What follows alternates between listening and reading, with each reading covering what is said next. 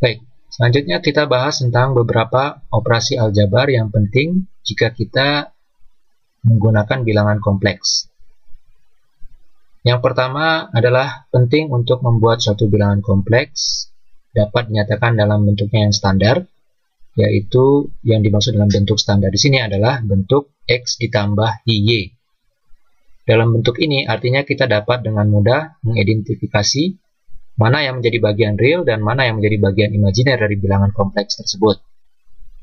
Untuk operasi perkalian pada bilangan kompleks, kita dapat melakukannya sebagaimana perkalian bilangan biasa, yaitu misalnya dengan menerapkan aturan distributif pada perkalian. Sedangkan pada proses pembagian, penting untuk meniadakan bagian imajiner pada bagian penyebut dari suatu bilangan kompleks. Misalnya jika kita mempunyai bilangan kompleks Z yang merupakan pembagian dari dua bilangan kompleks. Artinya misalkan Z sama dengan A ditambah IB dibagi bilangan kompleks lain yaitu C dikurangi ID. Nah, untuk menjadikannya bentuk standar, maka bagian penyebut bilangan kompleks Z tersebut tidak lagi dalam bentuk bilangan kompleks, melainkan dalam bentuk bilangan real. Artinya, kita perlu membuat agar bagian penyebut menjadi bentuk real.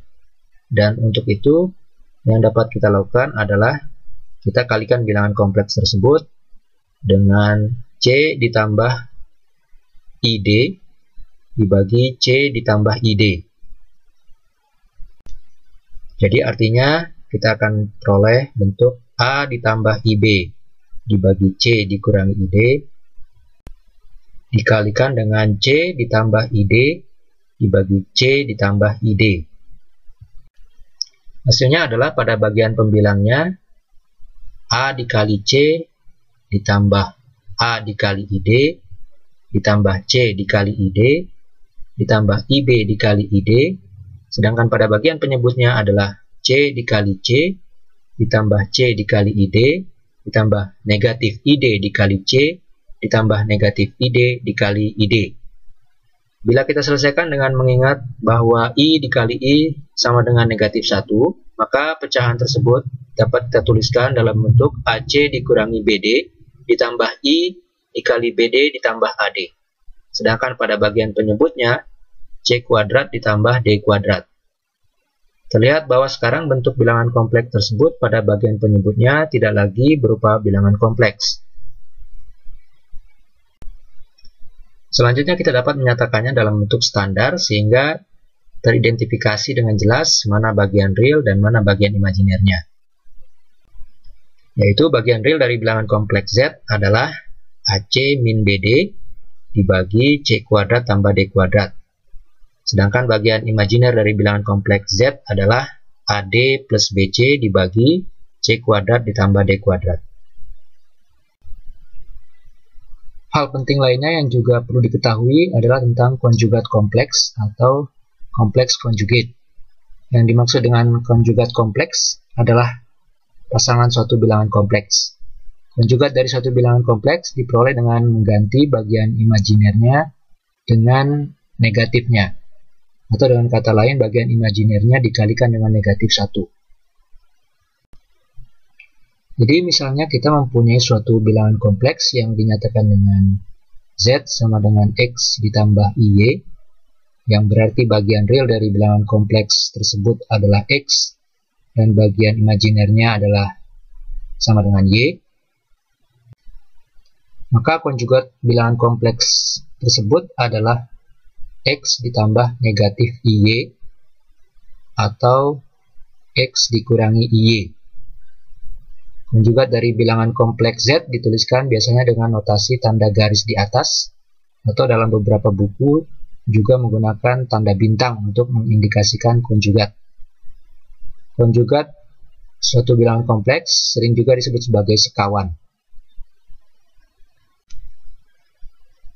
Selanjutnya pengertian tentang nilai mutlak atau besar atau modulus dari suatu bilangan kompleks. Hal ini bisa kita kaitkan dengan representasi polar dari suatu bilangan kompleks sebagaimana yang telah kita bahas sebelumnya.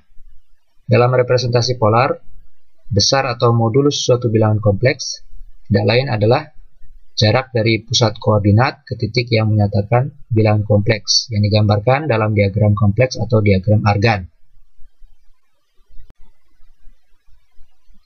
Harga mutlak atau besar atau modulus suatu bilangan kompleks, misalnya bilangan kompleks Z, dapat dituliskan sebagai dengan menggunakan simbol Z yang diapit dengan dua garis vertikal, dan dapat diperoleh atau kita hitung sebagai akar dari kuadrat bagian real ditambah kuadrat bagian imajinernya. Jadi misalnya Z sama dengan X ditambah Y, maka modulusnya adalah akar dari X kuadrat ditambah Y kuadrat. Dan bila dikaitkan dengan konjugat atau sekawannya, modulus suatu bilangan kompleks Z dapat diperoleh dari akar dari Z dikalikan sekawan Z. Dalam penggunaan bilangan kompleks, kita akan sering jumpai juga persamaan yang melibatkan bilangan kompleks.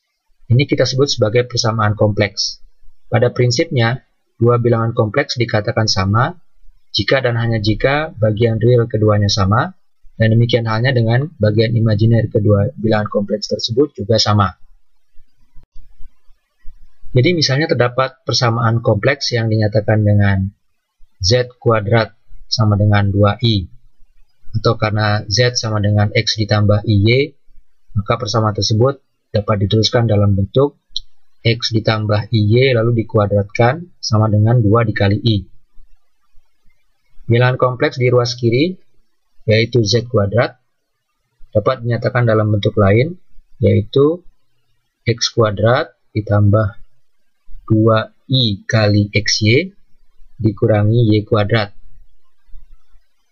Atau artinya dapat dinyatakan X kuadrat dikurangi Y kuadrat ditambah I dikali 2XY. Artinya bagian real bilangan kompleks di ruas kiri adalah X kuadrat dikurang Y kuadrat, sedangkan bagian imajinernya adalah 2 dikali XY.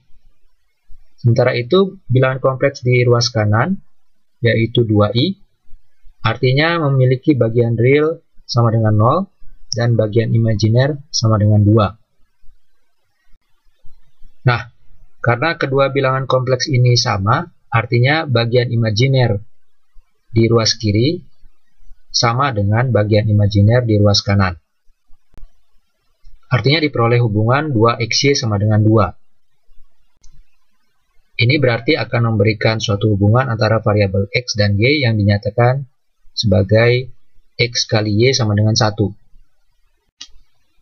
Selanjutnya, bagian real di ruas kiri juga harus sama dengan bagian real di ruas kanan, yaitu X kuadrat dikurangi Y kuadrat sama dengan 0. Hal tersebut akan memberikan persamaan X kuadrat sama dengan Y kuadrat, atau dapat dinyatakan sebagai X sama dengan Y atau X sama dengan negatif Y. Kemudian dengan menyelesaikan kedua persamaan yang melibatkan variabel X dan Y tersebut, maka akan dapat kita peroleh nilai variabel X dan Y yang memenuhi, yaitu X sama dengan 1 atau negatif 1, dan demikian halnya dengan nilai Y yang memenuhi, yaitu 1 atau negatif 1.